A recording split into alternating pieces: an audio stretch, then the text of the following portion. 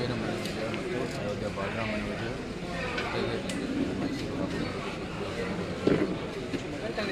ಮೊದಲೇ ಬರೋ 5 ವರ್ಷದಲ್ಲಿ ಒಳ್ಳೆಯ ಅಭಿವೃದ್ಧಿಯನ್ನು ಮಾಡೋಣ, ಎಲ್ಲರ ಸಹಕಾರ ಅವರಿಗೆ ನಮ್ಮ ಪರಂಪರೆಯನ್ನು ಸಂರಕ್ಷಣೆ ಮಾಡಿ ಎಲ್ಲ ರೀತಿಯ ಜನರ ಒಂದು ವಿಚಾರಗಳನ್ನು ಕಾಪಾಡಿ ದಾಖಲೆಯ ಅಂತರದಲ್ಲಿ 1,40,000 ಲೀಡ್ನ ನಿರೀಕ್ಷೆ ಮಾಡಿದ್ರು. ನಿರೀಕ್ಷೆ ಮಾಡ್ತಾ ಇದ್ದೀವಿ. 20,000ರಿಂದ 1 ಲಕ್ಷ ಮೀರಿ ಏನೇನು ಕಾರಣ ಆಯಿತು ಸರ್? ನಮ್ಮ ಪ್ರಧಾನಮಂತ್ರಿಯವರು 10 ವರ್ಷದಲ್ಲಿ ಮಾಡಿರುವ ಕೆಲಸ, ಅಭಿವೃದ್ಧಿ ಕೆಲಸ ಇರ್ಬೋದು, ಸಮಾಜಮುಖಿ ಕೆಲಸ ಇದೆ, ಭಾರತದ ಪರಂಪರೆಯ ಸಂರಕ್ಷಣೆ ಇದೆ. ಅದರ ಜೊತೆಗೆ ಇಲ್ಲಿ ಮೈಸೂರು ಕ್ಷೇತ್ರದಲ್ಲಿ ನಮ್ಮ ಮೈತ್ರಿ ಕೂಡ ನಮಗೆ ಲಾಭ ಆಗಿದೆ. ಜೊತೆಗೆ ನಾವು ಹಿಂದೆ ಮಾರಾಟ ಮಾಡಿದ ಕೆಲಸ ಕೊಡುಗೆಗಳು ನಾಗರಿಕರ ಜನತೆಯೂ ಕೂಡ ಕಾಲದಲ್ಲಿ ಆಡಳಿತ